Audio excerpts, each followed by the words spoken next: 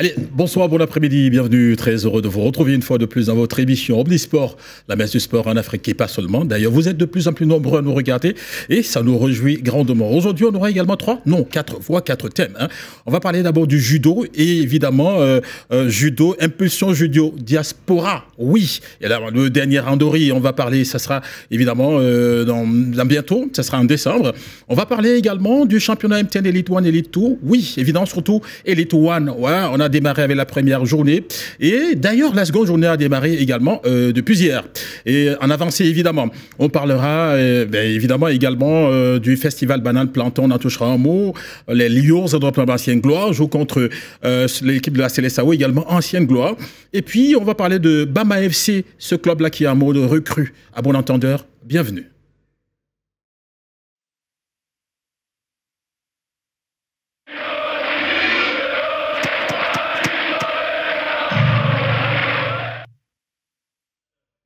Une fois encore, bon après-midi. Donc, on va présenter évidemment nos convives, les invités, il va s'en dire. C'est la première fois qu'elle est sur le plateau d'Omnisport. Elle s'appelle le maître Raïssa Eboudé. Elle est chargée de communication, évidemment, de cet événement-là, Impulsion Judo Diaspora. Bon après-midi, maître. Comment dire, os maître. Merci, bon après-midi à vous aussi. Merci pour l'invitation. Et comment allez-vous? Je vais bien, et vous-même? Je vais super bien, merci. Comment vous vous sentez? Je me sens très à l'aise, je n'ai pas de soucis particuliers dans ce plateau. Ben oui, justement. Et en face de vous, évidemment, lui, c'est un gentleman, le prince Fossi Fotso, évidemment. Il est consultant dans l'émission Omnisport. Bon après-midi, prince. Bon après-midi, Crossé. Bon après-midi, maître. Bon après-midi à tous les téléspectateurs de Omnisport. Et bien évidemment, Jean-Laurent du côté des Miss Hockey et tous ceux qui nous regardent de ce côté-là. Et puis, de par le monde aussi. Oui, parce qu'ils sont nombreux. Ils sont quand même nombreux à nous regarder. Oui, maître Eboudé, surtout, ayant un fan club derrière elle. Voilà. J'en espère qu'elle va tenir durant cette émission. Alors, je n'oublie pas mon frère Maestro. Maestro, oui, du côté de Yaoundé, évidemment. Alors, Prince, vous gardez la parole. Est-ce que vous avez déjà pratiqué le judo une fois? Non, mais ça ne veut pas dire que j'ai un frère dans la famille, Ngueya Bertrand, qui a pratiqué du judo. C'est vrai qu'il n'est pas arrivé au haut niveau, mais qui nous amenait à aller voir ses entraînements. D'accord. Mais personnellement, non, je n'ai pas pratiqué du judo. D'accord. En face de nous, on a un maître qui est super gradé quand même dans les arts martiaux, maître Raïssa Eboudé. Bon après-midi, maître. Alors, est-ce qu'on peut commencer à décliner qui est maître Raïssa Eboudé, évidemment? On commence par là, sur le BA, juste. Maître Raïssa Eboudé, je suis cargo port autonome de Douala et j'ai plusieurs casquettes dans le sport parce que j'ai eu la chance d'avoir un papa qui m'a plongé dans le sport. D'accord. C'est un professeur certifié DPS qui a été DASA et international de basket. Donc mes premiers amours ont été. Il s'appelait comment le papa? Eboudé Boniface. Eboudé Boniface, d'accord. À qui on fait un grand coucou d'ailleurs. Allons-y. Oui, maintenant, à part le basket, j'ai un peu touché à tout. J'ai fait beaucoup de sports, en passant par le foot, le hand, maintenant les sports de combat. J'ai commencé par le judo, je suis tombée amoureuse du sambo et du taïkibudo que je pratique aussi. D'accord. Au sambo, je suis ceinture noire. Au taïkibudo, je suis kakemdan, ceinture noire aussi. Oui, et maintenant, j'embrasse un peu les sports dans l'administration parce qu'on a pu, à un certain âge, il faut changer, se recadrer, chercher d'autres axes pour l'encadrement. J'ai un club de sambo à la Cité des Palmiers que je dirige avec Maître Njiki qui s'occupe du volet aussi judo. Je suis la vice-présidente régionale de sambo. Je suis la vice-présidente nationale de taïkibudo. La trésorière continentale et taïkibudo aussi, et la présidente régionale de kabaddi aussi. Le kabaddi? Oui. C'est quoi le kabaddi? Le kabaddi, c'est aussi un sport de combat qui s'allie comme, en fait, le ballon, comme on était petit, c'est en quelque sorte le bandit police de comme on était petit, que les Indiens ont mis au goût du jour. D'accord. Oui. Alors, vous voyez que Prince, elle a plusieurs casquettes quand même, maître Raïssa Eboudé. Vous pouvez croire que... Est-ce que vous pouviez imaginer, en entrant dans ce studio, que maître Raïssa Eboudé, évidemment, avait ces casquettes-là, taïkibudo, judo, sambo... L'habit ne fait pas le moine, Croussi. Mais c'est pas... Surtout, il ne faut pas juger ne peut pas juger les gens par leur apparence, parce qu'on peut être bardé de beaucoup d'intelligence ou bien beaucoup de qualité que, a priori, de prime abord, comme ça, là, ça ne se sentirait pas. Mais sauf que quand vous approchez véritablement la personne, vous la côtoyez au quotidien, vous vous rendez compte que c'est un talent immense. Voilà. C'est-à-dire qu'elle est pétrie de talent, elle est et puis surtout quand vous entendez ses casquettes, trésorier, j'espère qu'elle nous a gardé quelques débiés. Elle est trésorier, vice-président ici, propriétaire d'un club qui n'est pas déjà facile, et puis pratiquer. Elle n'est pas que ceinture noire, c'est ceinture noire 4e dan donc. D'accord. Mal sera venu celui qui va prendre le maître pour 2 à 10. Comme on dit à Missoké. Comme on dit à Missoké. Pour 2 à 10. Alors, Maître Ebodé, on va faire un clin d'œil également à JPK, Jean-Pierre Kefa, il vient d'arriver, il respire d'abord. Hein. Il respire un tout petit peu. Ça n'a pas du tout été facile, parcours de combattant. Finalement, on va de Daido pour Bunapriso, vous savez ce que c'est avec les transports. Mais bon, à sa décharge. Donc, il est là, il va s'asseoir tout à l'heure. Alors, Maître, là vous êtes, comment je veux dire, chargé de communication d'un événement. L'événement, c'est Impulsion Judo Diaspora. D'accord? Oui. C'est quoi hein, ce triptyque-là? Impulsion, Judo, Diaspora. Impulsion d'abord.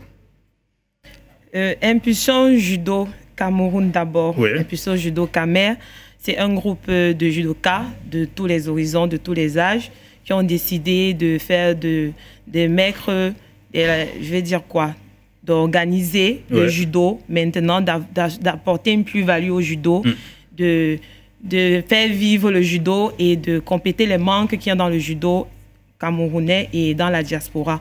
Maintenant, Impulsion Judo Camer a commencé avec un congrès le 25 mai 2024 à Yaoundé. On attend le 2e congrès. Oui, on attend le 2e congrès. D'accord. Il y a eu une expertise de judo, c'est comme ça que ça s'appelle. Ce sont des événements qu'il y a eu à l'ouest et au littoral. Ouais. Et maintenant, l'apothéose, c'est en France, au dernier randonnée de l'année, qui aura le 28 décembre 2024.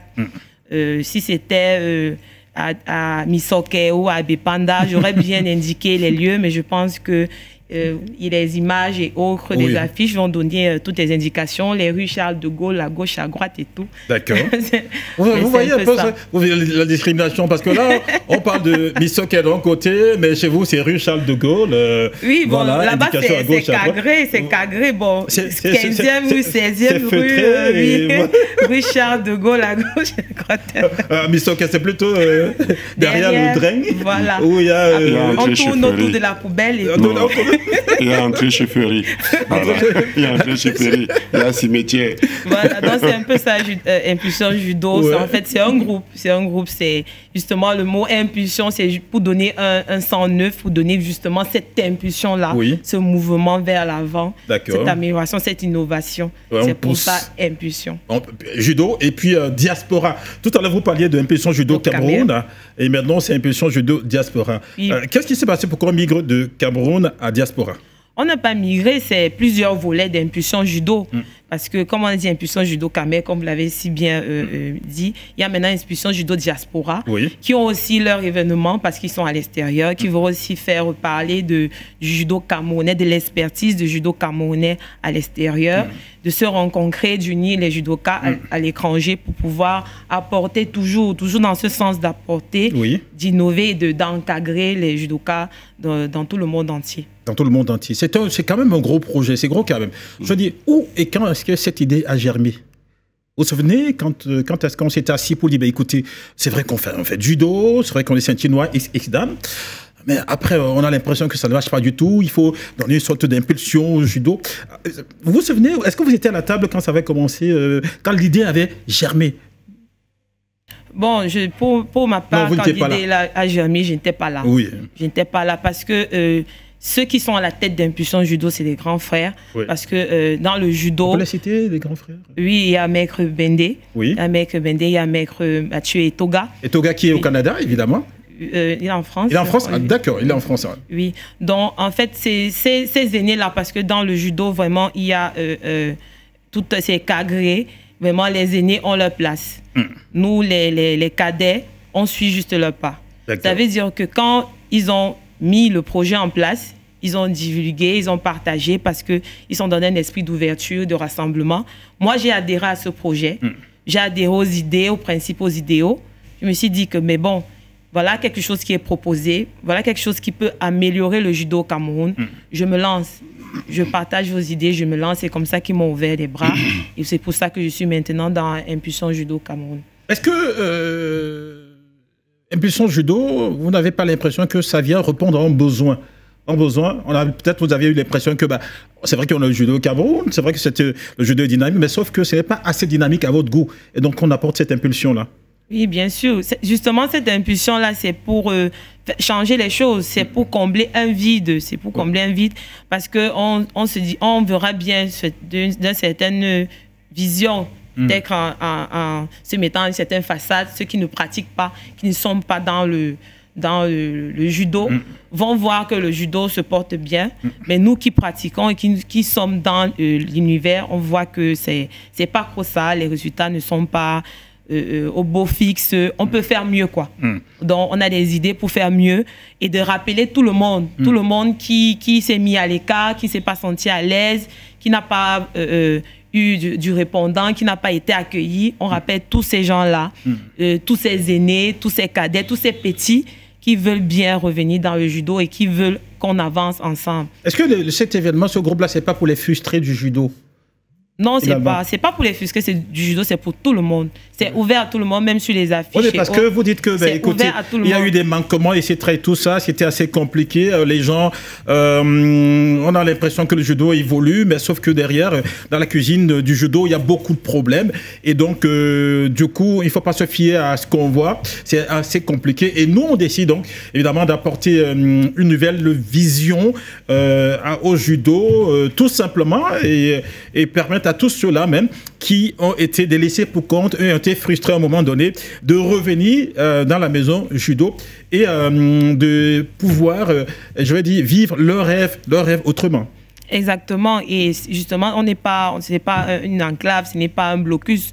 On est ouvert à tout le monde. Même sur les affiches, vous allez toujours voir ouvert à tout le monde. Impulsion Judo, c'est pour tout le monde. C'est pour que nous tous, on s'asseye sur une même table, qu'on monte sur un même tatami, qu'on cause pour l'évolution du judo au Cameroun et à l'extérieur. D'accord. Vous parlez de tatami, nous on parle de plateau. Lui également, il vient de faire son entrée ici sur le plateau, évidemment. C'est Jean-Pierre Kefak. JPK, bon après-midi. Bon après-midi. Bon après-midi au coach Jean-Pierre Fossofossi, Mamombo. Bon après-midi. La dame qui est juste à Maître Ebodé. Maître Ebodé. J'ai vu son nom sur le conducteur, mais malheureusement, avec tous les arrivés jusqu'ici, le temps d'arriver ici, j'ai un peu oublié, qu'elle m'excuse. C'est un plaisir de vous retrouver sur ce plateau et j'espère qu'on sera à la hauteur des attentes des téléspectateurs. Tous mes excuses encore, parce que c'est indépendamment. Vous êtes tout excusé. On sait, c'est compliqué. Partie de Daido, votre Daido natal pour notre bon prison. C'est pas mon Daido natal, je suis pas né à Daido. Bon, après, oui, vous vivez à Daido aussi. Donc, c'est compliqué. Je travaille à Daido, je ne vis pas à Daido. Voilà, justement. Vous passez plus de temps à Daido, en tout cas, que chez vous. Donc, et du coup, vous vivez à Daido. Alors JPK, vous, je vais poser là, c'est une question rhétorique. Vous avez déjà pratiqué le judo, Kat? Non, pas du tout.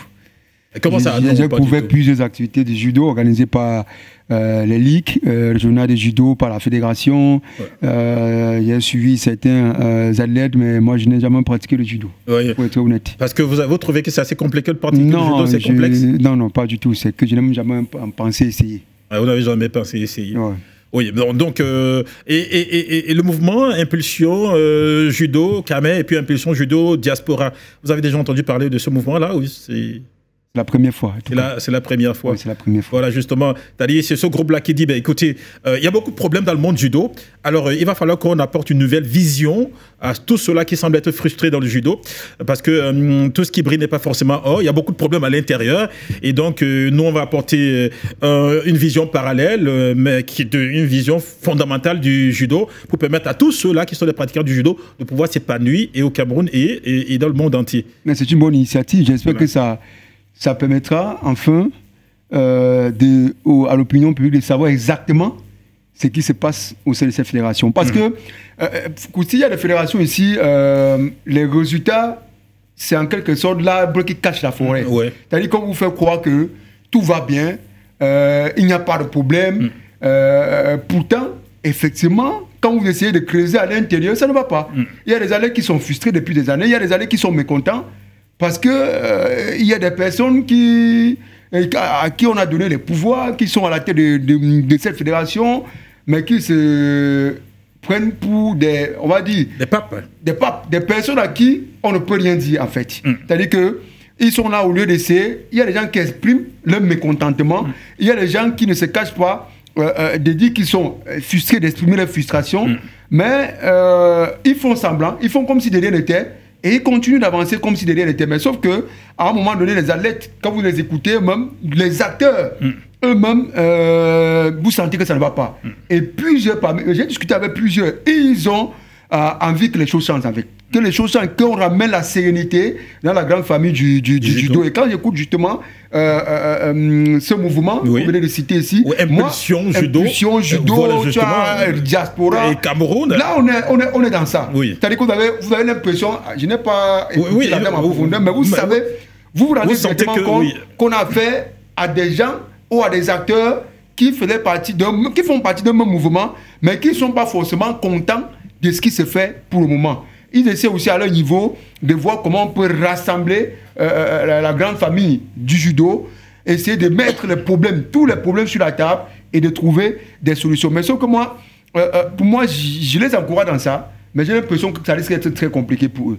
Ça risque d'être très compliqué pour eux parce que, comme je le dis, et je cite, quand vous voyez maître Christian Alain Kingué, la façon dont il gère cette fédération, quand vous écoutez certains acteurs vous parlez de lui, ceux qui sont parfois, qui ont essayé même de se rapprocher de lui pour lui faire part de certains problèmes, la manière dont il les a accueillis, la manière dont il a pris ces problèmes, vous comprenez que lui, c'est le tout-puissant. C'est le tout-puissant. Il ne sait pas parce que, si c'est parce que il a le soutien du ministère, parce que vous savez, c'est aussi ça le problème. Quand vous êtes une fédération ici, vous êtes sûr que la tutelle vous accompagne, vous avez le soutien de la tutelle, peu importe ce que les autres acteurs ont fait, ça ne pourra pas vous atteindre.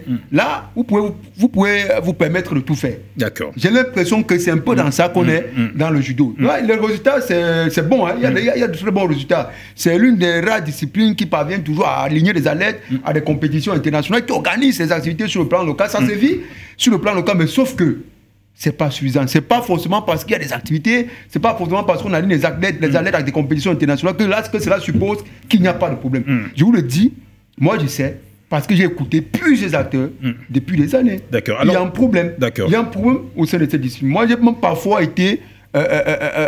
j'ai souvent eu quelques échanges avec le président. J'ai compris que c'est quelqu'un, effectivement, qui n'est pas très ouvert à la critique, qui n'accepte pas forcément qu'on lui dit que le président, ceci, ça ne va pas. Moi, en tant que journaliste, j'ai vu, ce sont les observations, parce qu'on a souvent eu des échanges.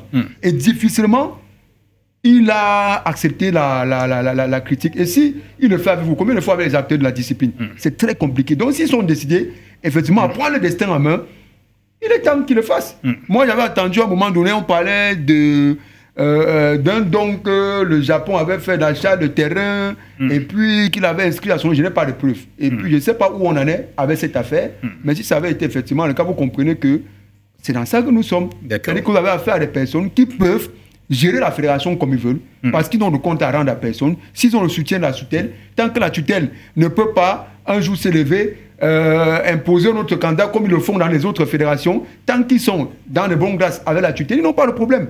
Ils n'ont pas. Plaignez-vous comme vous voulez. Plaignez-vous comme vous voulez. Ils savent qu'ils seront toujours là. D'accord. Alors, Maître Ebodé, est-ce que vous reconnaissez dans le développement de JPK tout à l'heure? Oui, la façon avec laquelle il développe, ça prouve que même étant sur le côté, même en regardant de loin, ça se sent qu'il y a un problème. Ça se sent qu'il y a un problème. Effectivement, tout ce qu'il développe, c'est ce que nous vivons dans le judo. Vraiment, on n'a même pas la possibilité de s'exprimer. Voilà que le président d'Impulsion Judo, qui depuis 2013 n'arrive pas, ne serait-ce qu'à se présenter aux élections. Comment on peut faire une élection avec un seul candidat depuis plusieurs mandats? Pourquoi ne pas ouvrir l'élection à tout le monde? Parce qu'il y a des textes qui sont en quelque sorte même qui ne vont pas à la rencontre avec l'olympisme, même les votes, la loi. Pourquoi imposer une adhésion, une carte ou bien une licence pour être candidat? Vous ne pouvez pas vouloir mettre cette option-là pour être candidat et vous ne donnez pas les licences ni les cartes d'adhésion aux autres membres. Comment à chaque élection, il y a un seul candidat qui gagne à 100%? Il y a un problème. Il y a un problème. Normalement, un combattant, quelqu'un qui fait un sport de combat, est ouvert au combat, justement, au challenge, à l'adversité. Tout ce que nous demandons, c'est de pouvoir présenter d'autres candidats à cette élection, dont Meïké Mende, qui est candidat depuis et qui est déclaré. Donc, vous avez l'impression, au niveau d'Impulsion Judo, qu'on vous a donné la chèvre, mais on a arrêté la queue. Enfin, on a arrêté la corde. Nous, c'est parce que nous avons toujours... nous n'allons pas nous attarder à ces problèmes internes. C'est pour ça qu'Impulsion Judo est né, justement. C'est pour continuer à travailler, continuer à proposer. D'ailleurs, nous avons... des plans d'action, comme par exemple les compétitions vétérans, organisation des commissions de Qatar, un dojo régional, des compétitions départementales, régionales, et même la sélection. La sélection voudrait que ça vienne du bas vers le haut. C'est une pyramide. Mais maintenant, on ne sait pas comment les sélections sont faites. Si à la base, on n'a pas pris le champion départemental, qui est parti au régional, qui a gagné, qui est venu, qui est maintenant au national, c'est comme ça que ça doit se faire. Mais nous ne voyons pas ça. L'encadrement même des anciens, même la réhabilitation, que ce soit même après le fait d'être un athlète, comment se reconvertir? Est-ce qu'on devient habile? C'est tous ces pans-là, tous ces volets, même l'handisport et tout, tous ces projets d'impulsion judo qui sont mis sur la table. Mais même si on n'arrive pas à ancrer dans la fédération pour pouvoir proposer ces idées, nous, on va toujours essayer de travailler avec tous les judokas qui seront ouverts à la participation de l'évolution du judo. D'accord. Deux questions avant qu'on ne passe la parole à Prince. Alors, la première question pour vous, Maître Ebodé, pourquoi avoir choisi le judo? Vous faites le sambo, vous faites le taekwondo, vous faites. Mais pourquoi spécifiquement le judo? Malgré tous ces problèmes, je vais dire ça comme ça. Le judo, d'abord, c'est le premier sport de combat que j'ai pratiqué parce que c'est une anecdote.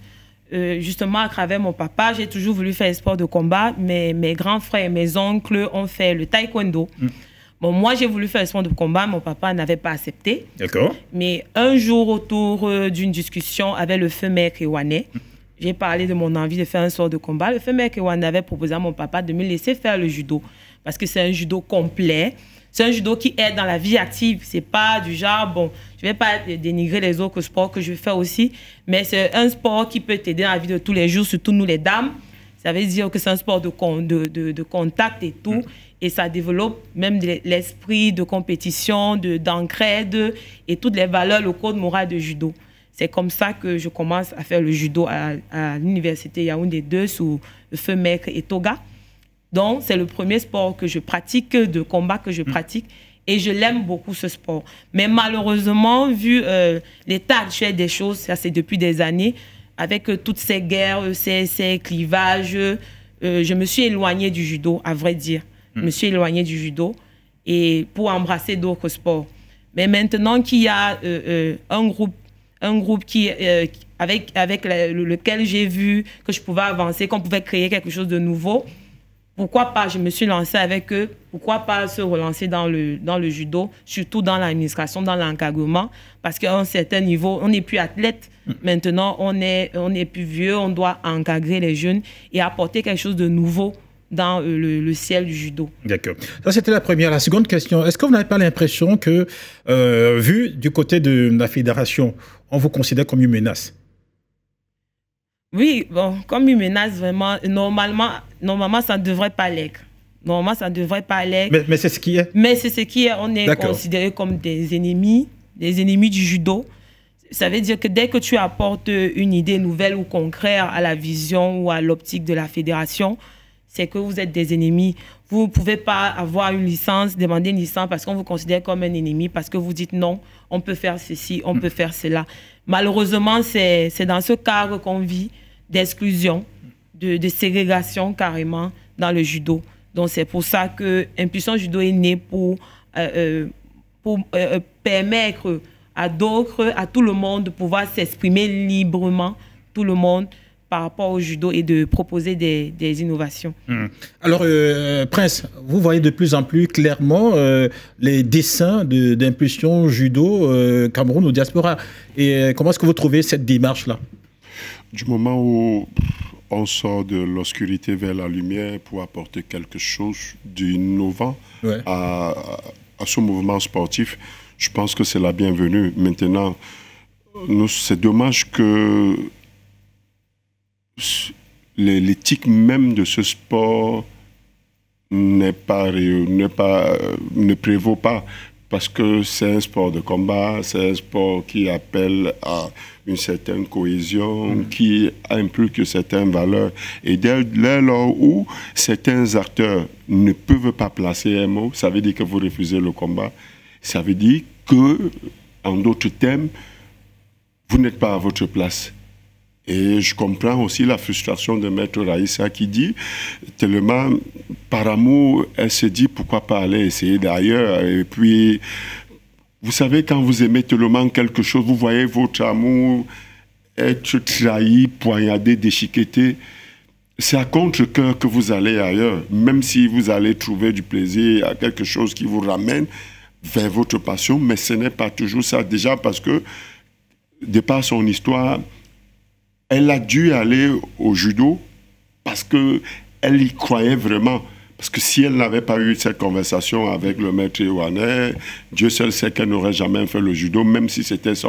Et une fois qu'on lui a permis de faire ce qu'elle voulait, vous voyez, son amour va grandissant. La preuve, elle a un clope. Si elle n'était pas passionnée, avec tout ce qu'il y a, elle ne devait pas avoir ce clope.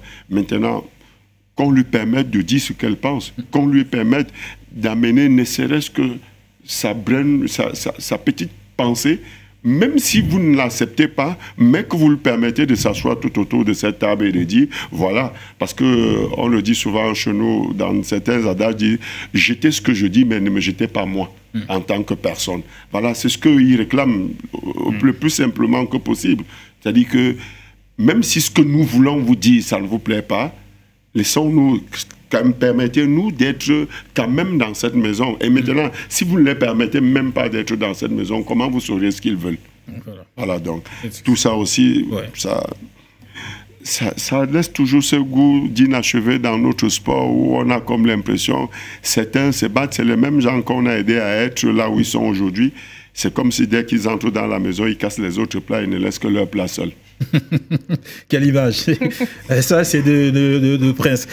Alors, dites-nous, Maître Ebodé, comment est structurée Impulsion Judo Cameroun et Diaspora? Est-ce que la nomenclature... Avant peut-être... Oui, JP là-bas, parce que vous semblez peut-être négliger ce qui se passe au judo. Vous savez négliger le problème qu'ils sont en train de poser au sein de la grande famille du judo. Pourtant, ça fait partie des problèmes dont souffrent pratiquement toutes les fédérations. Toutes les fédérations sportives civiles nationales. Je vous le dis, on néglige, mais plus le temps passe, plus la situation s'empire. Et malheureusement, quand vous allez parler, on va vous dire que c'est parce que on vous étiquette, parce qu'on n'aimait pas la tutelle, parce qu'on n'aimait pas tel. Mais malheureusement, la tutelle, au lieu de prendre au sérieux les préoccupations des acteurs comme eux, comme le maître Ebodé, on ferme les yeux parce qu'on a à la tête de la fédération quelqu'un qui est notre copain, avec qui on se partage de l'argent, le budget au fil des années. Oh non, on va faire comme si les autres n'existaient pas. Comme si le problème qu'ils posaient n'était pas sérieux. Pourtant, c'est de ça que souffre notre mouvement sportif civil national. Les gens viennent, ils sont membres d'une discipline, ils sont les acteurs, les principaux acteurs, ils posent des problèmes, des préoccupations. Au lieu de les écouter, on préfère parfois écarter certains, parfois radier complètement d'autres. C'est ça qui nous a ramené dans la situation où on est au volleyball aujourd'hui. C'est ça. C'est ça qui explique la situation à la boxe aujourd'hui. Pourquoi le ministère de l'Éducation publique peut se pencher sur le problème à la FECAFOLE? Parce qu'au départ, on accusait Serge Abouem d'avoir radié plusieurs membres de la fédération pendant des années, dont les Bello Bouddha. Tout à fait, oui. Et ils ont donc décidé de revenir et prendre les choses en main. Il n'a pas respecté les tests. La tutelle, bizarrement, a pris le problème en main et a réussi à imposer un candidat. Aujourd'hui, il est là. Pourquoi on ne fait pas pareil quand il s'agit des autres fédérations? C'est la question qu'il faut se poser. Donc vous avez le même problème qui se vit dans les autres fédérations. Les autres posent les mêmes préoccupations, on néglige. Mais le fait qu'on ait imposé un candidat, est-ce que ça a résolu le problème? Mais ça n'a pas résolu le problème parce qu'en face, il y a de la résistance. Et pas n'importe quelle résistance. En face, il y a eu Abouema à résister. C'est ça le problème, il faut dire la vérité. Peut-être l'autre est considéré comme le tout-puissant. Ouais. Tout ce qu'il fait, la tutelle, le soutien, on laisse faire. Pourtant, il y a des acteurs qui sont là, qui posent des vrais problèmes. Vous faites comment pour que pendant pratiquement, elle a parlé de 3 ou 4 mandatures, qu'on ait toujours une seule candidature à l'élection nationale. Oui. Vous expliquez ça avec tous les problèmes qu'elle est en train de poser. À 100%. Et du 100%. 100% avec tous les problèmes qu'elle est en train de poser. Vous faites comment? C'est la même chose qui s'est passée au basket. On vote à main levée, même pas sur... Quand ils sont arrivés à l'élection Africa Basket, il y a des candidats qui ne se sont pas présentés dans la salle. Il y a des candidats qui ont quitté la salle parce que les choses ne se faisaient pas en respectant les tests. Ouais. Mais qu'est-ce qu'on a fait? On est resté avec ceux qui étaient là parce que c'est eux qui avaient organisé le bureau sortant. Après, on a dit que bon, ils sont réélus, ils sont en place. Quelques temps après, la CCA a décidé d'annuler l'élection et demander qu'on mette un comité provisoire de gestion. Les gens, ils décident que le bureau sortant décide que c'est nous qui allons être notre propre comité provisoire de gestion. Et on laisse faire. Ils sont là. Hein. Ils sont là. Ils sont là, ils organisent l'activité, on regarde. On regarde l'activité, laisse faire. Mais pourtant, allez à la bourse. Il y a eu une élection où c'est le ministre lui-même qui avait sorti un communiqué pour demander que l'élection, pour justement confirmer que l'élection aura lieu tel jour dans ses services. Et le même jour, pendant que le ministre s'est déplacé, il y a son subalterne dans le même ministère qui a décidé qu'il n'y aura rien, il a fermé complètement les portes. Mais les acteurs, à présent du huissier de justice, ils se sont assis, ils ont organisé l'élection selon les normes. La commission électorale a organisé l'élection et au sortir de cette élection, il y a un candidat qui a été élu. Au lieu d'attendre que les acteurs eux-mêmes viennent se plaindre, contester l'élection, avant de dire que bon, cette élection, cette assemblée générale est invalidée. Vous permettez, vous sortez directement le comité, vous dites que l'assemblée générale est invalidée parce que cette assemblée générale n'avait pas été autorisée. Pourtant, c'est vous-même, il y a un communiqué, c'est vous-même qui avez autorisé la tenue de l'assemblée générale. Vous décidez comment? C'est parce que vous avez affaire à des gens comme ils ne sont pas dans le bon grâce, comme ils ne sont pas de leur côté. On fait tout. On fait tout pour vous nuire. On fait tout pour que vous n'entrez pas. C'est-à-dire que pour que vous ne preniez pas la commande vous ne preniez pas la commande de la fédération. Parce qu'ils se sont déjà arrangés avec les gens, comment ils vont gérer le budget et tout et tout. Tout ça, ça s'explique parce qu'avant, le budget des fédérations passait par le même du ministère des Sports et de l'Éducation physique. C'est-à-dire que vous faites le budget, mais au moment d'attribuer le budget, ça passe d'abord par le ministère des Sports et de l'Éducation physique. Mais sauf que depuis quelques années, ce n'est plus le cas. Je crois depuis 2018, ce n'est plus le cas. Vous votez votre budget, c'est le président de la fédération qui, justement, est comment on dit, il travaille avec l'agent comptable qui travaille au ministère des Finances. Donc c'est lui qui autorise le décaissement des fonds. Ça ne passe plus par le ministère des Sports et de l'Éducation physique. C'est depuis ce bureau-là que les vrais problèmes ont commencé. Ils veulent à tout prix imposer leurs gens à la tête des fédérations. Mais quand vous avez les gens comme les Kings, ils n'ont pas de problème avec les ministres, ils sont là. Comment vous croyez que les maîtres bodés, ils vont crier comme ils peuvent. Ça va toujours rester là où on est. C'est pour ça que ça ne bouge pas. Parce que ceux qui sont supposés siffler la fin de la récréation, ils laissent faire. Ils laissent faire. Ils ont leur auto-commission derrière, ils laissent faire pendant que les acteurs souffrent. Il faut qu'on arrive à une situation de crise où il n'y a, je ne sais même pas jusqu'où on attend que le mouvement sportif civil national se retrouve pour qu'on puisse justement s'élever, voir ce qui ne va pas. Parce que là on parle, là où on va quand même, on est presque, c'est presque la catastrophe.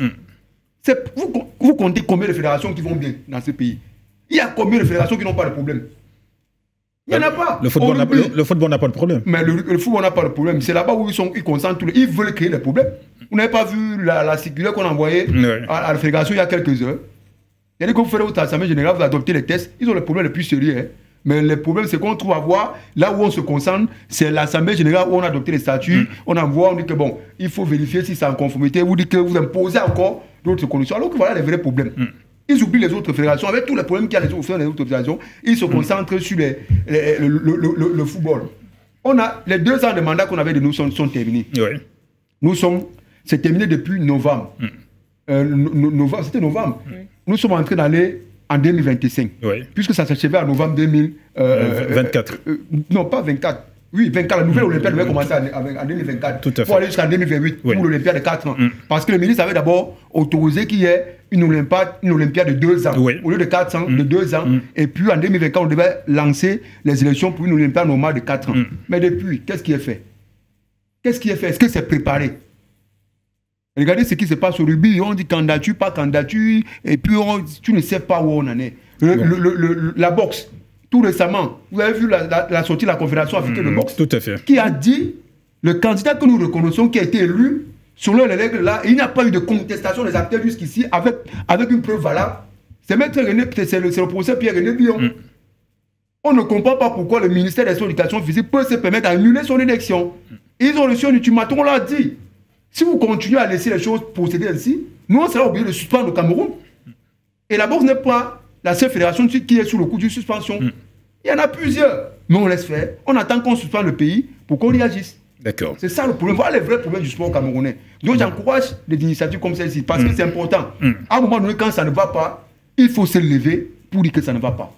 Ce n'est pas parce qu'il y a une fédération, il y a des résultats. Que ça va forcément, oui. Comment se font les sélections?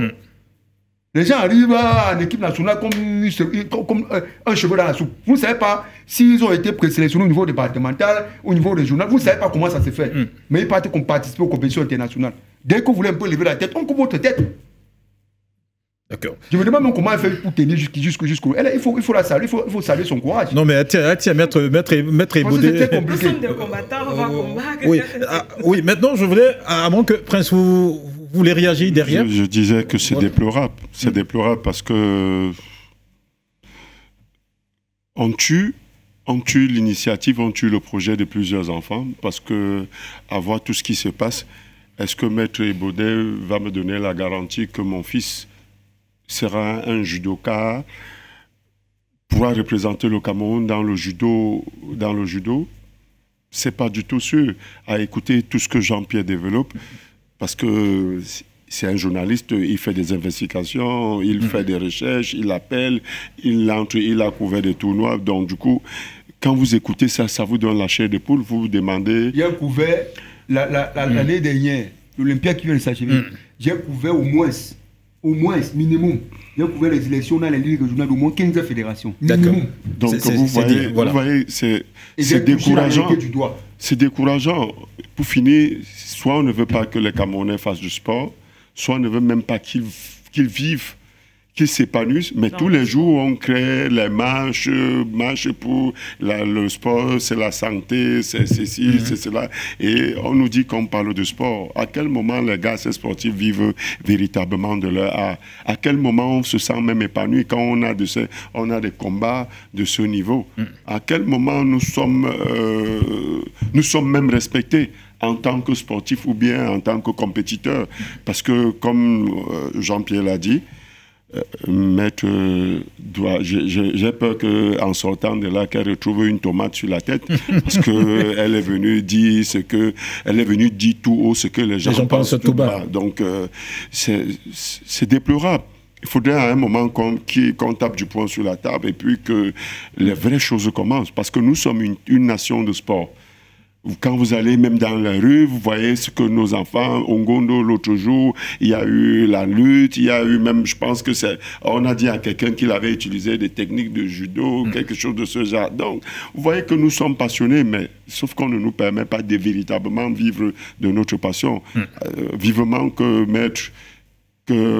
la terre de nos ancêtres vous accompagne et que vous allez gagner ce genre de combat. Parce que voilà le vrai combat qu'il faudrait gagner. Le reste, franchement... J'ai cru que vous alliez dire que la terre de nos ancêtres vous soit légère. Non. C'est où elle a commencé à arriver. Non, du tout. Il faudrait que nos ancêtres...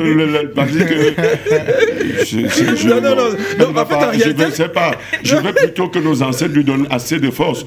Parce que c'est trop facile de dire que Jésus-Christ... Non, je ne vais pas parler de ça, je vais parler de nos ancêtres. Non, mais en fait, je disais ceci, c'est quand vous avez déclenché. Oui. Elle a dit, mais attendez, vous voulez déjà nous enterrer que la terre de vos ancêtres ne soit... ancêtres ont tellement combattu qu'aujourd'hui, nos ancêtres ont tellement combattu, ne serait-ce que déjà pour l'indépendance de notre pays. Voilà, justement. Et pour beaucoup de choses qu'aujourd'hui, il faudrait que ces mêmes ancêtres lui l'accompagnent. Et puis, tout ce mouvement, pour que nous sortons victorieux, il faudrait qu'à un moment qu'on dise au moins, telle fédération, il y a une victoire sur tout ce qu'ils réclament. Et qu'il y ait, voilà, au moins, il y a la lumière de ce côté. Parce que c'est le basket, c'est le hand, c'est le volley, c'est la boxe, c'est le foot. Et quand bien même, il y a même des idées qui sont pré-couchées, quand même ça, on essaie d'étouffer. C'est la corde qu'on met sur le cou. Il faut arrêter, il faut arrêter. D'accord. Alors, Maître Ebodé, évidemment, comment est-ce que Impulsion Judo Diaspo est constituée? Je veux dire, est-ce que c'est constitué comme une fédération ou bien est-ce que c'est considéré... Enfin, je veux dire, dites-nous un peu comment c'est constitué à l'intérieur. Est-ce qu'on a un président, un vice-président, un secrétaire, c'est très tout ça. Ça, c'est d'un. De deux, c'est quoi les activités que vous menez au quotidien? C'est quoi le cahier de charge? Impulsion Judo, d'abord, il faut comprendre, c'est un groupe. Ce n'est pas une fédération. C'est un groupe. C'est un groupe qui partage des idées. Maintenant, à la tête de ce groupe... Un groupe organisé. Un groupe organisé. Voilà. C'est pour ça que... Un groupe qui a des textes. Un groupe qui, les têtes sont en gestation. D'accord. Les têtes sont en gestation. Maintenant, c'est un groupe qui a commencé par, je veux dire, un congrès. Un congrès le 25 mai où des décisions ont été prises. Mais à l'intérieur de cette impulsion-là, il y a je vais dire quoi, de cheval de croix qui est notre président, Mec Bende. Et c'est lui que nous allons utiliser comme tête de liste. C'est lui qui va porter l'appel de tous les judokas aux élections. Si on permet, justement, si on permet à Mec Bende de s'exprimer et qu'on puisse le voter, il sera notre tête de liste. Maintenant, à l'intérieur d'Impulsion Judo, hormis tous les acteurs de tous bords, il y a forcément ceux qui vont ressortir dans différentes listes. Que ce soit au niveau de la fédération, que ce soit au niveau régional ou départemental. Mais ça, maintenant, c'est dans les méandres d'Impulsion Judo et qui vont ressortir au moment voulu. D'accord. Donc, il n'y a pas que le côté sportif derrière. Il y a également le côté gestion, évidemment, du judo au niveau de l'administration.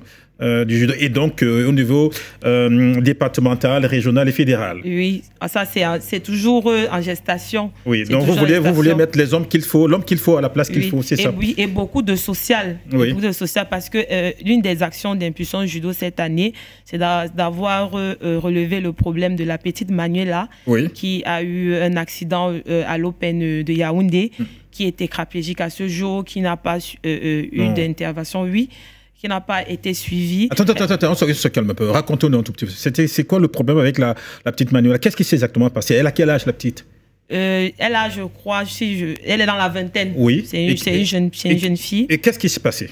Elle a participé à l'Open de Yaoundé il y a 2 ou 3 ans. Oui. Elle a eu un accident. D'accord. Elle a eu un accident au niveau des vertèbres. Et ce qui fait qu'aujourd'hui, elle est tétraplégique. Donc, depuis qu'elle a eu cet accident, elle est couchée à l'hôpital. Elle ne mange, elle ne parle pas. Elle parle, elle ne bouge pas. Elle est sur place. La fédération, au départ, je crois qu'elle a eu un montant, je crois, de 500 000, de 1 million, quelque chose comme ça, dès le départ, par son papa. Et, ils ont essayé de la suivre. Mais vous connaissez les coûts des hôpitaux avec un enfant tétraplégique, une jeune fille, ça n'a pas été facile. Ce papa même là est décédé. C'est quand ce papa est décédé que la maman a décidé de crier à tout bord que vraiment ça ne va pas, qu'est-ce qu'on peut faire. C'est comme ça que Impulsion Judo s'est rapproché de cette maman et tout le corps médical s'est saisi du problème que nous-mêmes on ne connaissait pas. Moi-même, je n'étais pas au courant. Quand j'ai vu la première vidéo de cette jeune petite fille, j'ai pleuré. J'ai eu vraiment mal. Je me dis que mais qu'est-ce qui se passe? Qu'est-ce que cette petite fille a fait pour mériter cela? C'est comme ça que Impulsion Judo, à travers tous les membres, on a lancé, ça a commencé par des vidéos sur les réseaux sociaux pour informer toute la scène camerounaise d'abord. On s'est saisi de son dossier médical. À ce niveau, on est maintenant au niveau du ministère de la Santé qui a saisi le dossier. Il est question maintenant dans un hôpital pour l'évacuer. Il y a des démarches administratives et financières qui sont dans le système. Donc pour le moment, elle est là, elle est à Yaoundé, elle est couchée et elle est toujours dans ce même état. D'accord. Et donc, vous avez impulsé la dynamique pour que son état s'évolue, enfin, évolue au niveau, au niveau médical. Est-ce que vous pensez que l'État même soit au courant, que ce soit le ministère des Sports, que ce soit la présidence, que ce soit le judo international. Oui, on a et c'était vraiment, ça fait beaucoup de peine. Et c'est une des démarches d'impulsion judo, justement, c'est ce caractère social-là, cette union. Cette dynamique de l'union, parce que c'est une petite fille. Disons-nous que bon, nous sommes déjà âgés, on a fait le judo, nous sommes déjà... donc le judo est derrière nous en quelque sorte. Mais cette jeune petite fille qui a aimé le judo, qui a participé à un événement international à Yaoundé, qui s'est blessée, et que des années, elle soit placée là, sans soutien, sans assistance, alors qu'il y a de la couverture médicale, il y a les assurances et tout, elle est licenciée. Qu'est-ce que cette petite fille a fait exactement pour mériter ce sort? C'est tout ça qu'Impulsion Judo veut combattre, veut dire non, on doit faire quelque chose et plus jamais ça. D'accord, plus jamais ça. Normalement, c'est un événement international et donc elle est licenciée au niveau de la FEDE. Et donc, la FEDE devrait suivre l'évolution de cette fille-là. Vous dites que la FEDE a essayé de contribuer une fois et puis après, oui. On a vite fait d'oublier cette fille-là. Et puis, Impulsion Judo donc, arrive derrière, décide de prendre l'affaire et d'impulser une dynamique pour que, évidemment, cette fille-là soit, je veux dire, prise au soin et puis soit transférée, évidemment, certainement dans un hôpital où le plateau technique est compétent et à même de soigner cette fille-là. Est-ce que vous avez, c'est-à-dire, au-delà du cri de cœur, est-ce qu'il y a eu des contributions faites derrière par Impulsion Judo? Est-ce qu'il y a une démarche faite par Impulsion Judo pour pouvoir évacuer cet enfant-là? Oui, il y a des contributions dans les numéros, que ce soit pour tous nos opérateurs économiques, je ne citerai pas. Il y a des numéros qui sont disponibles, que je pourrais vous partager pendant l'émission ou après. Pour contribuer, donc tous les acteurs, n'importe lesquels, qui sont touchés par le problème de Manuela, qui ne sont pas forcément des judokas, n'importe qui peut contribuer pour aider à son évacuation. Ça peut arriver à tout le monde. De toutes les façons, on souhaite... avant la fin de l'émission, vous allez donner le numéro, parce que c'est super important également. On s'entre également dans le cadre du social. Maintenant, on va parler de l'événement Impulsion Judo Diaspora. Qui est concerné par cet événement-là? Tout le monde est concerné par cet événement. Est-ce que JP est concerné, lui qui n'est pas judoka? Est-ce que Bobby est concerné, Bobby qui n'est pas judoka? Bien sûr, tout le monde est invité parce que le judo se pratique à tous âges. Et maintenant, tous ceux qui sont intéressés par le judo sont invités à ces événements de judo. On apprend tous les jours et c'est un sport qu'on devrait même apprendre. À tout âge, le judo est important. Donc, tous ceux qui sont intéressés, pratiquants ou non, oui, sont libres de participer. Le but, c'est quoi? C'est de vulgariser le judo, de créer une scène d'émulation autour du judo, c'est ça?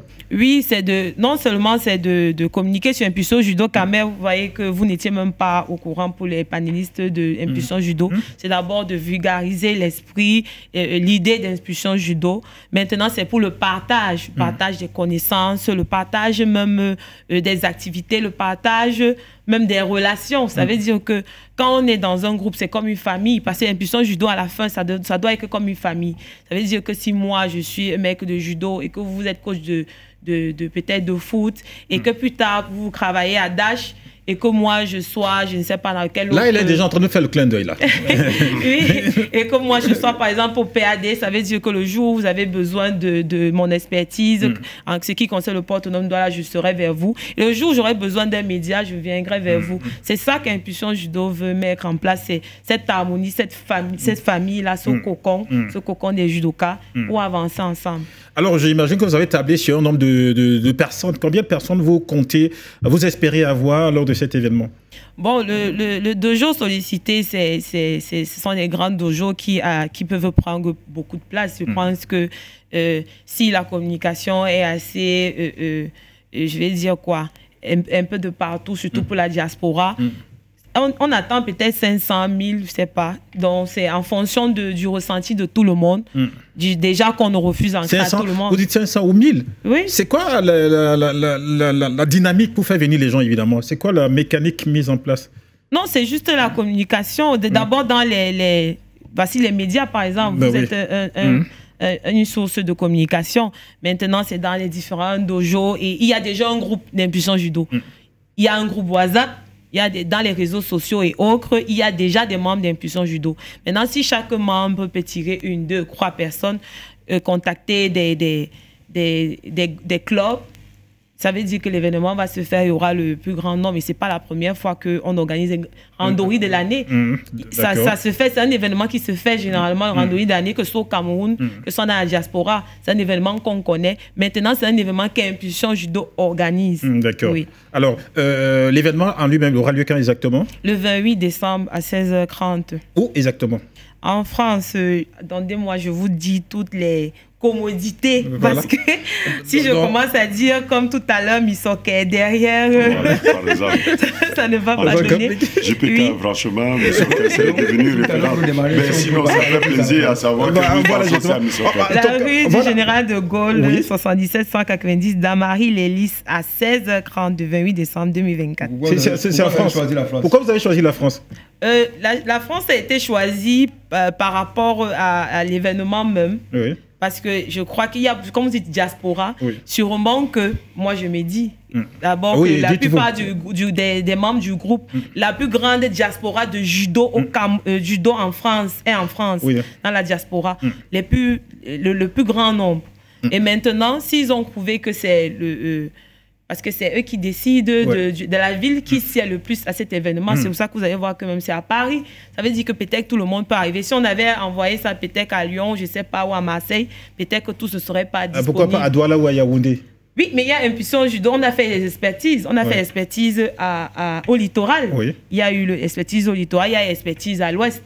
Maintenant, comme il y a les élections qui arrivent, on se concentre sur les élections, mais plus tard, il y a l'expertise dans toutes les régions. Donc c'est stratégique en fait. Oui, c'est un programme qui ne va pas s'arrêter là. Élection ou pas, nous, on va continuer d'avancer pour le judo. D'accord. À ce niveau aussi, est-ce que vous êtes sûr que...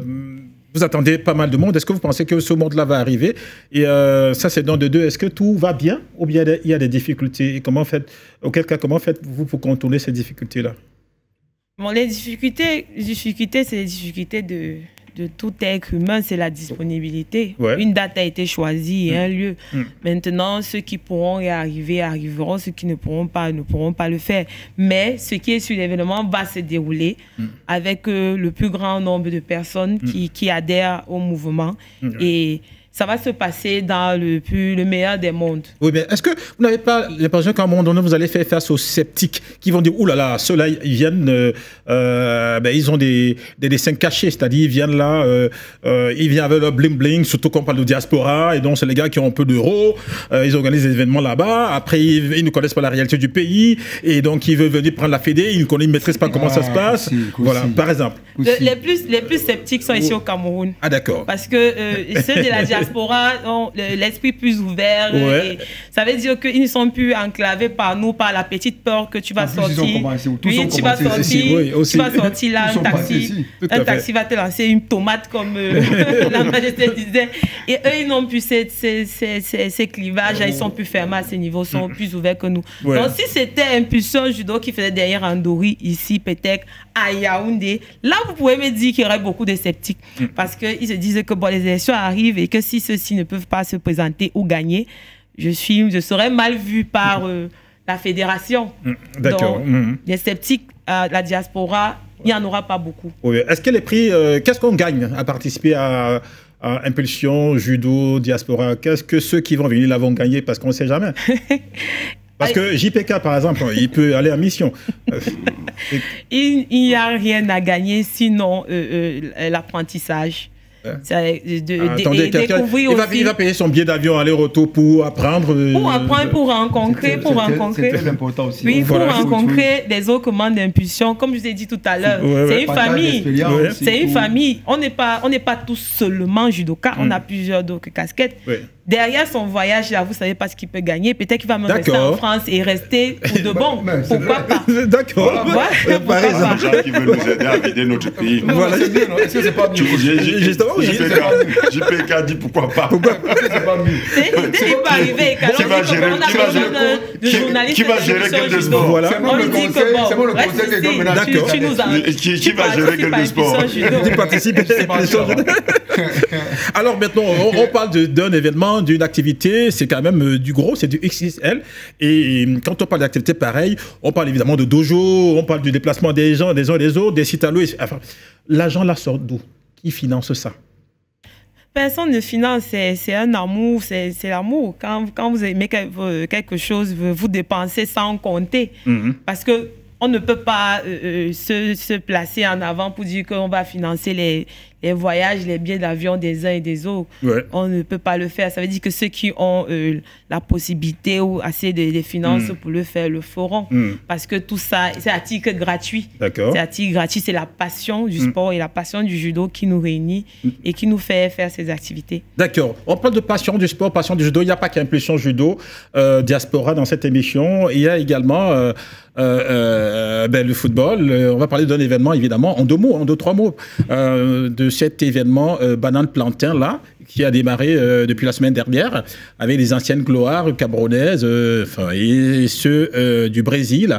Il y aura un autre match qui va se jouer évidemment. C'était d'abord ici au stade Japoma de Douala. Il y aura un autre match qui va se jouer évidemment au stade Olembe de Yaoundé. Vous aimez la banane plantain? Bien sûr, quand les Camerounais n'aiment pas la banane plantain, pourquoi? Ah bon, vous aimez la banane? Oui. Surtout la banane plantain? Surtout le plantain, moi la banane. Surtout le mieux ou le non mieux? Le mieux ou le non mieux? Mieux et non mieux. Mais vous faites rire. Selon les mets. Selon les mets. Parce que quand on veut faire le plantain pilé, on parle du mi-mu. Il faut bien situer le Ntouba. Voilà le Ntouba. Il faut le plantain mi-mu. Si c'est les chips, il faut le non-mu. Oui, mais sinon, si c'est pour faire les frites, il faut aussi le non-mu.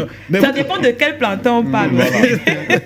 Si on est dans le plantain, le vrai plantain qu'on mange avec la bouche. Mais est-ce qu'il y a un faux plantain derrière? Non, il y a peut-être un autre plantain, c'est à vous de me dire.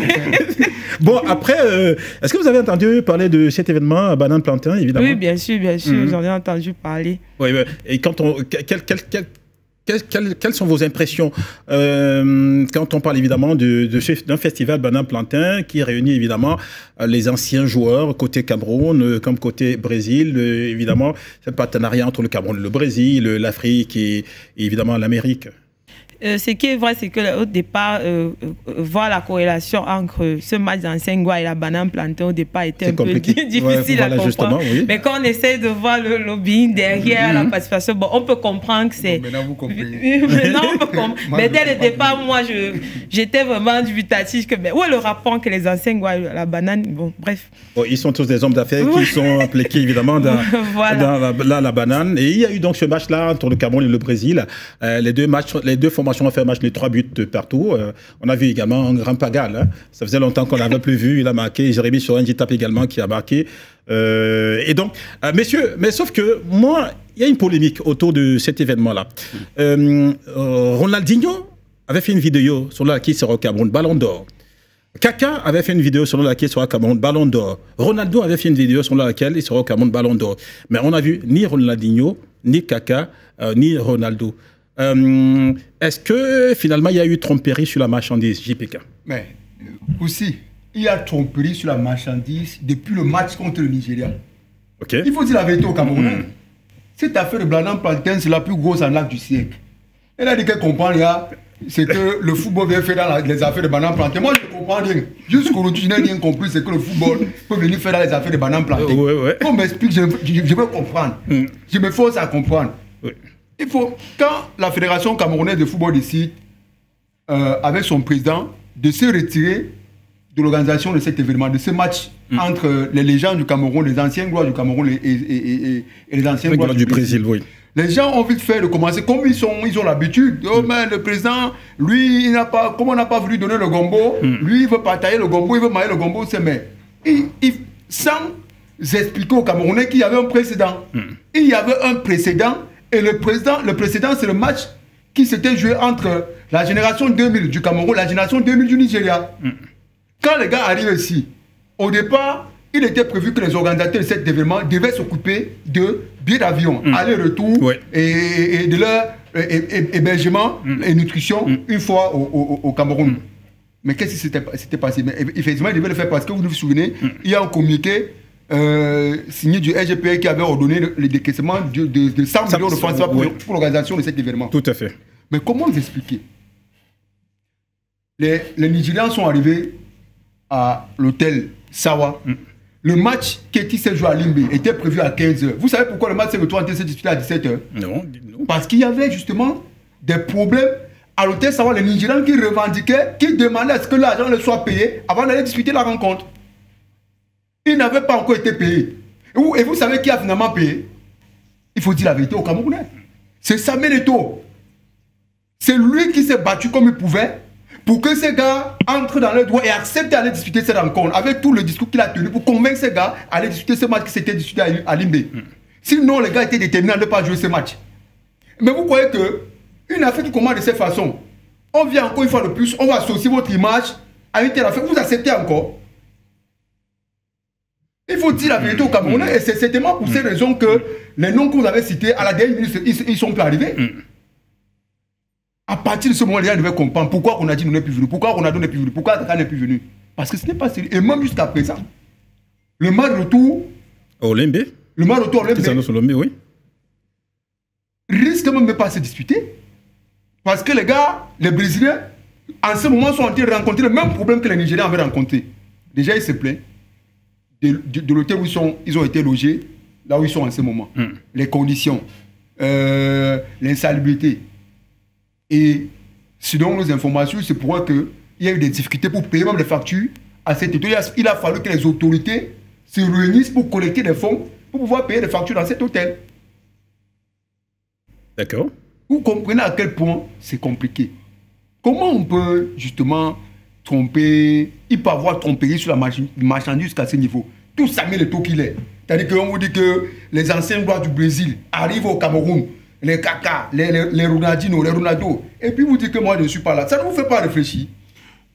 Comment ça ne peut pas vous faire réfléchir? Tout Samuel Eto'o qu'il est. On vous dit que les Brésiliens, les anciens gloires, ceux qui ont marqué l'histoire du football au Brésil, arrivent au Cameroun, ils disent que je ne suis pas là. Mais il faut aussi dire que parallèlement, il y avait le lancement du championnat MTN Elite. Non, ça ne s'explique pas. Le communiqué de la fédération était sorti bien avant que la date du lancement de l'Elite soit publiée. Oui, ça c'est vrai quand même. Le communiqué du retrait de la fédération de l'organisation de cet événement était sorti bien avant. Oui, ça c'est... Il n'y a pas de rapport, il n'y a pas de lien. La raison, c'est celle que je vous donne. C'est qu'il y a eu des manquements énormes. Lors du dernier match qui s'était joué, avec les légendes du Nigeria, même les Camerounais, nous, les légendes de la génération 2000, vous aviez écouté, comment il s'appelle Serge Blanco. Vous l'avez écouté? Il avait dit, il y en a qui ne sont pris, ne sont pas cachés pour réclamer que l'argent soit payé.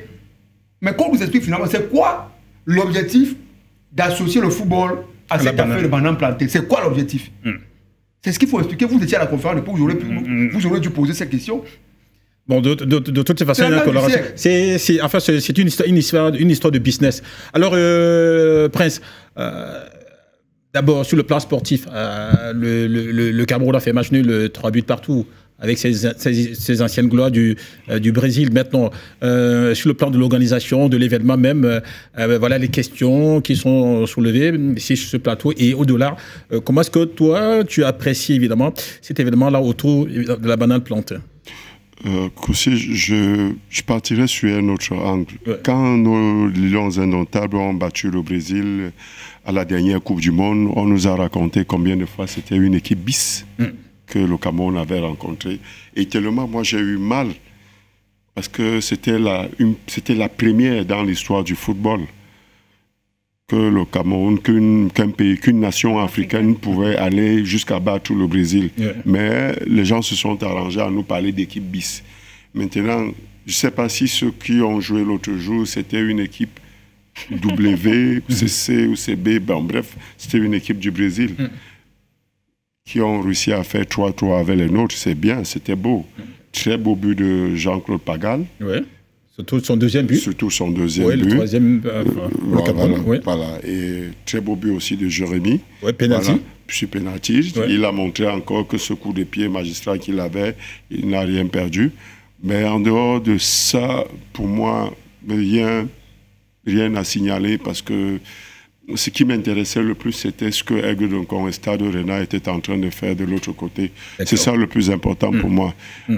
C'est vrai, côté business, marketing et tout ce que ça peut rapporter, pour certaines personnes, franchement, c'est bien. Mais pour moi, qui a encore la passion et qui est encore en activité dans un secteur, moi, je préfère regarder ce que Aigle de Cameroun a fait sur notre championnat que d'aller regarder cet autre match-là. Parce que personnellement, ça ne m'enseigne presque rien. Rien du tout. Presque rien. Alors que Stade Rennais, Aigle de Cameroun, c'est l'effervescence qu'il y avait, la joie que tous les mamans d'un Consam ont eu, et tous ceux qui étaient au stade... la décentralisation même du championnat, de notre championnat, qui démontre aujourd'hui que ça ne peut pas seulement se jouer entre Douala, Yaoundé, peut-être Garoua, non, ça peut aussi se jouer dans ces coins de pays.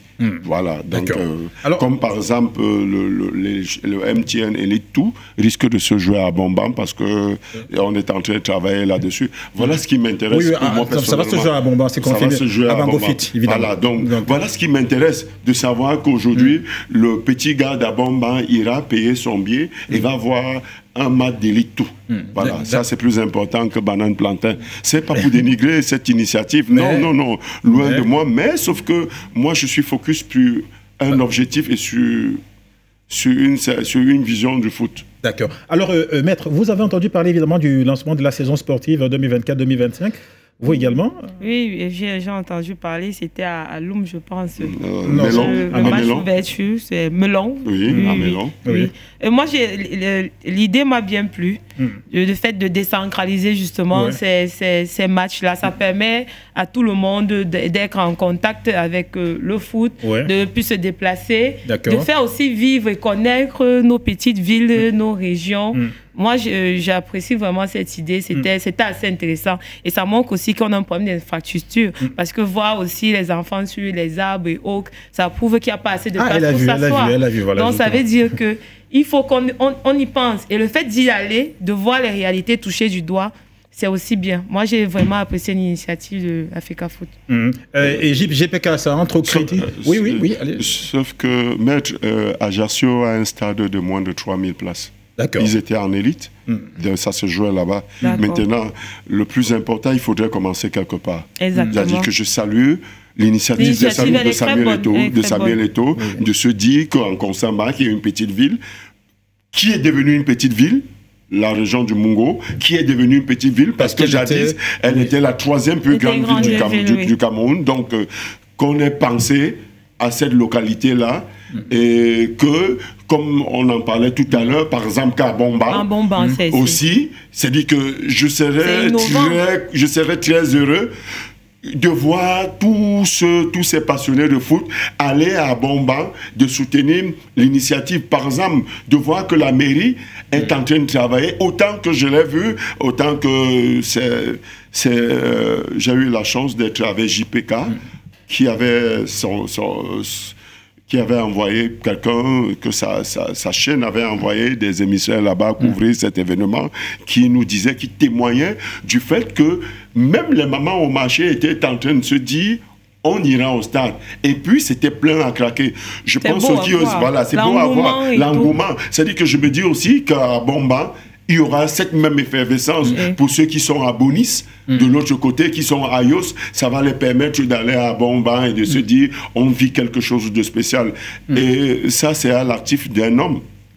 Qu'on le veuille ou pas, ça, c'est à son actif. C'est vrai que d'autres, mais ce n'était pas... Il n'y avait pas cette effervescence tout autour de ce genre de spectacle. Et ça va véritablement vendre notre championnat. Quoi qu'on le dise et quoi qu'on fasse, ça va vendre.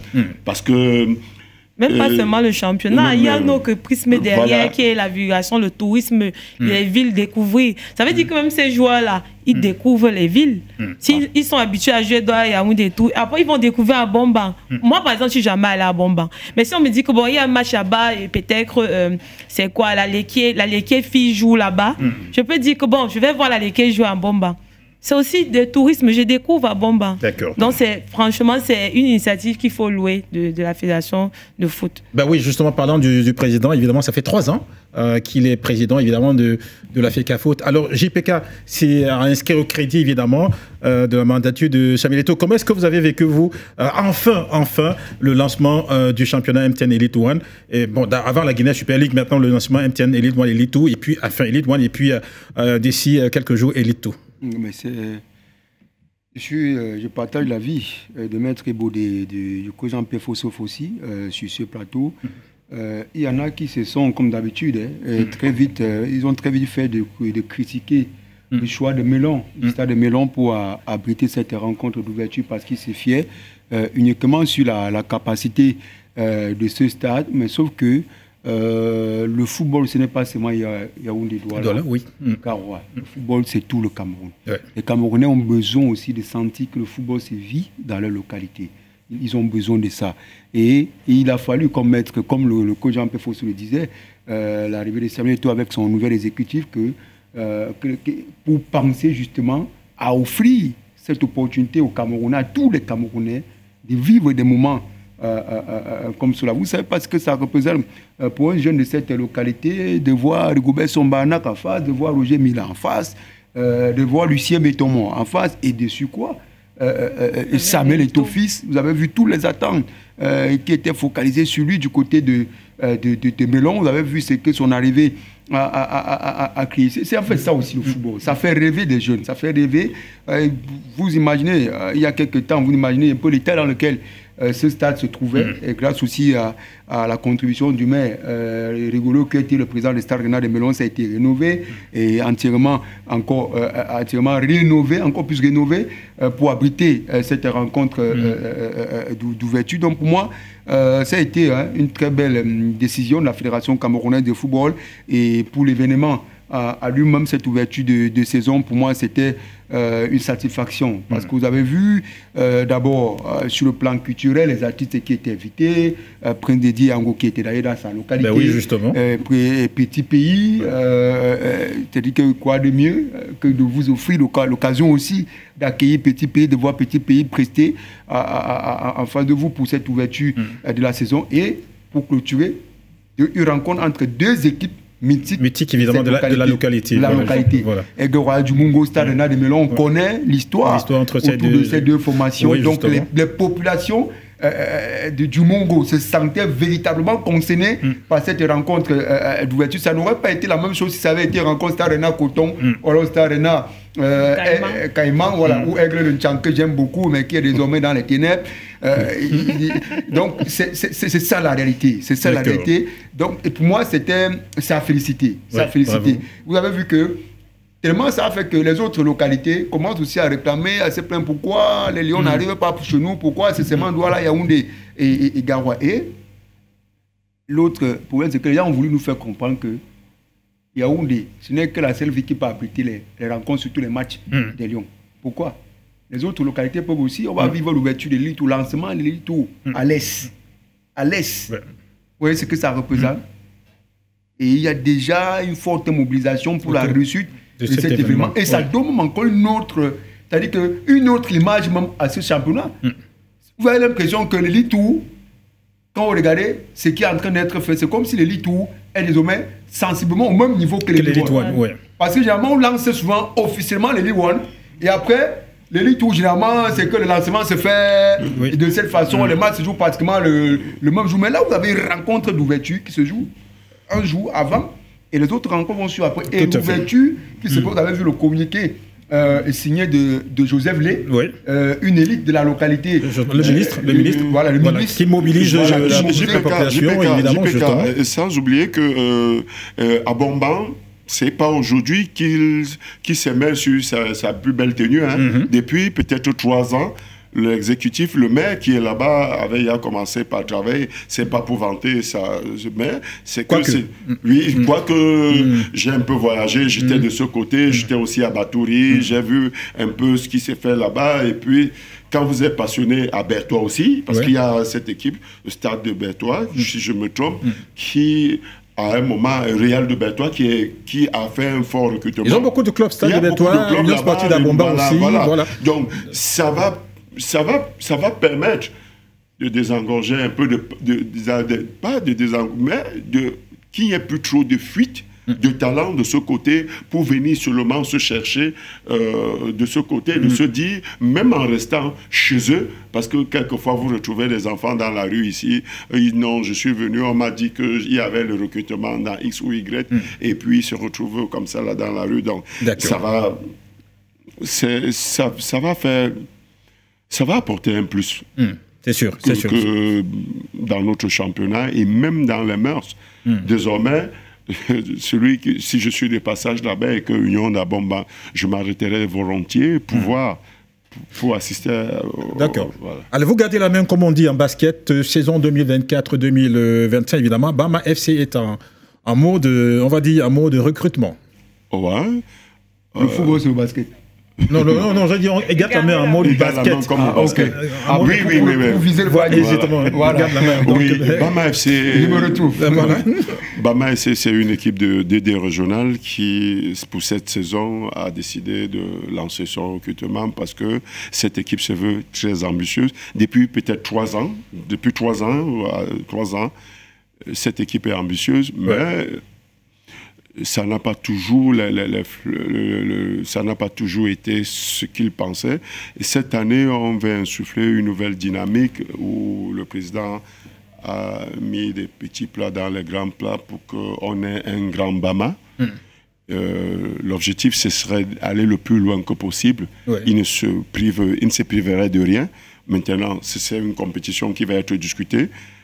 N'oublions pas que le Léopard est descendu, Caïman potentiellement, il y a Oryx qui est sur la même dynamique, il y a des clubs comme Dauphine, il y a AS Nilon, il y a donc il y a Puma FC, donc il y a tous ces clubs-là qui sont là, et le Real Académie de Nobel, qui sont des équipes très ambitieuses et qui se sont dit, il faudrait qu'on aille dénicher tous ceux qui peuvent véritablement les aider à pouvoir passer une très bonne saison et aller le plus loin que possible. Donc, on est en phase de recrutement. On a commencé lundi.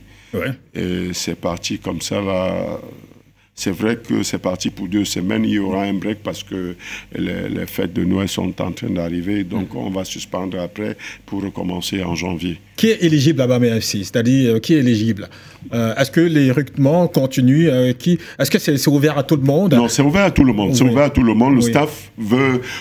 Vous savez, Koussi, finalement, quand vous fermez et en vous disant vous ne recrutez, vous n'allez pas recevoir, vous pouvez passer à côté d'une pépite.